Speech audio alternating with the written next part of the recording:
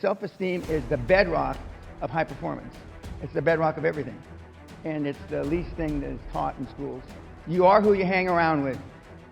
Show me your friends and I'll show you your future. Who do you go hang with? Who do you chill with? Bill Gates doesn't hang. Steve Jobs, who I knew, didn't chill. Warren Buffett doesn't hang. Elon Musk doesn't hang. And I go down the list of people that don't hang.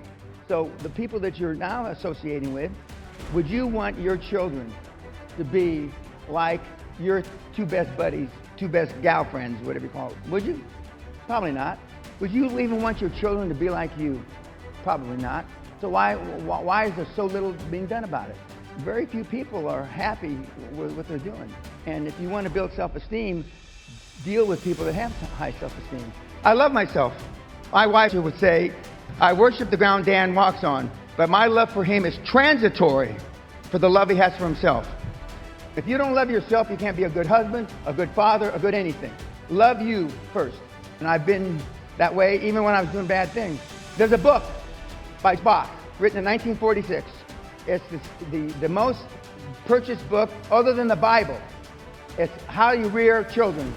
My mother, by accident, found that book in 1946, and she raised me according to it because she says I didn't know anything. My father didn't have a father. His father died before he was born, so my dad raised me like hard-ass military disciplinarian. What am I? I'm a hard-ass disciplinarian. He served in 2 wars, I served in 1. In the 90s, the kids really were looking towards the future. Now I go back and I go to schools, and now they just want to chill and play video games.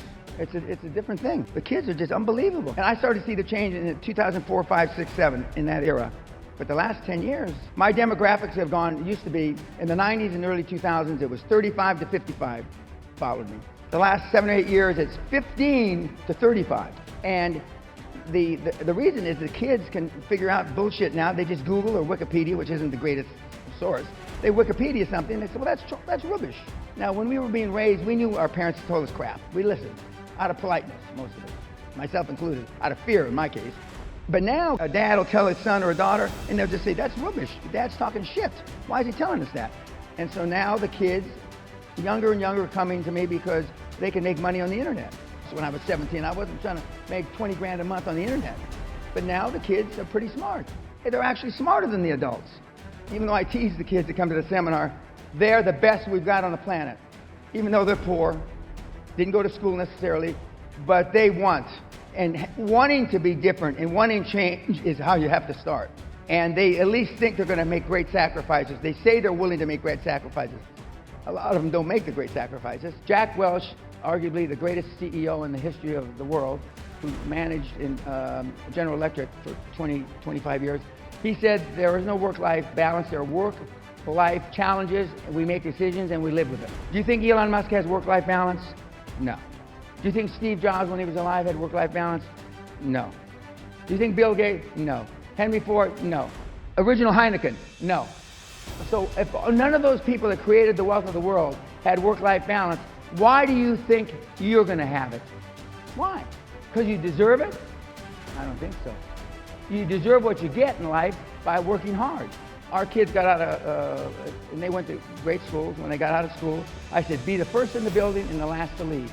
And my daughter said, Daddy, that's the janitor, the guy that cleans the floor. I said, yes, honey. 5 months into her first job, she said, the chairman of the company, big company, said, whose light is that up there? Well, that's Kelly Peña's.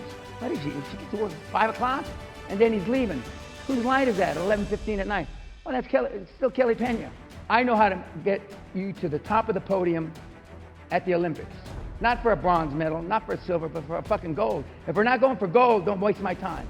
I know how to do it.